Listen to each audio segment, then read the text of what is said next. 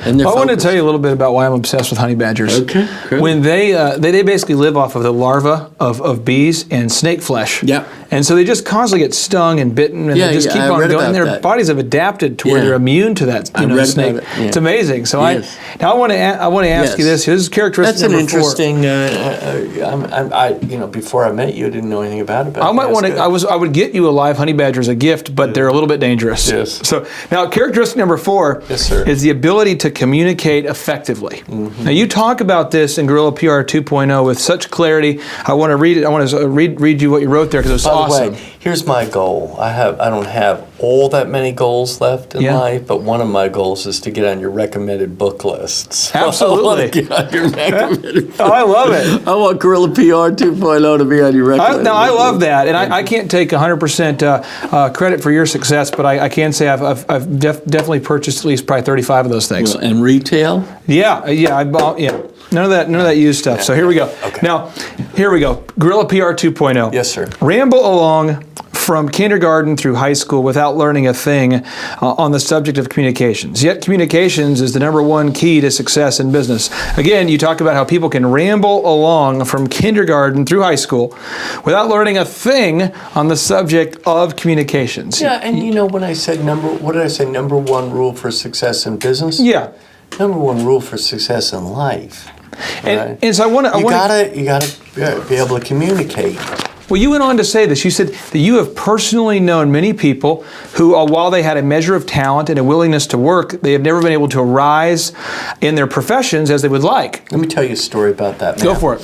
So I represented a man, a very brilliant comedy writer, and great guy.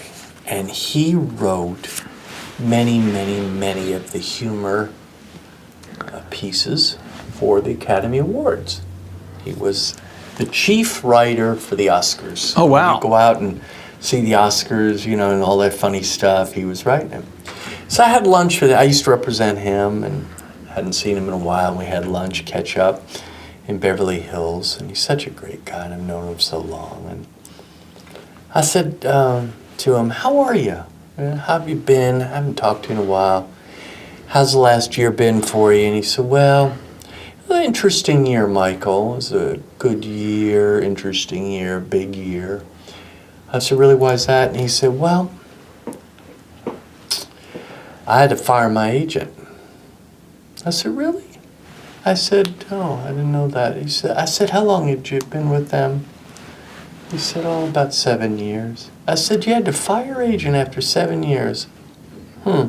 And I knew who the agent was, and I knew the agency that the agent worked at. And I said, interesting. Why? Why did you fire him after 7 years? And he looked at me and he said, "Not a leader of men." Not a leader of men. Not a leader of men. Isn't that interesting? I said, "What?" He said, this gentleman, nice guy, worked okay. Yeah. Not a leader of men. You talk about this in your book, and I want to bring this up because there's a lot of specific things. And if you're watching this, you just really need to go out there and get the book because it's Guerrilla PR 2.0. Get it tonight, yeah. But you talk a lot in that book about how if you're an effective communicator, there's like different characteristics that are very common there. Some of the things is being confident when you speak. And you have a lot of these characteristics that that you've really laid out specifically in the book. Can you just quickly talk about what it means to be a poor communicator, just so that people, if you're watching this, because self-awareness is a huge thing. And I know for me growing up, I wasn't very self-aware until I had the wise counsel of some mentors who pointed out some things that I could do better. And now I try to point out the things I could do better to myself by kind of listening to myself or editing myself or watching myself or asking other people for feedback. But what are some of just the most glaring examples of poor communication that you think the average person maybe could work on if they're serious about getting good at this skill? One, not listening. Good communicators are good listeners by definition. Good communicators are very curious folks, by definition. Good communicators love and study language, by definition.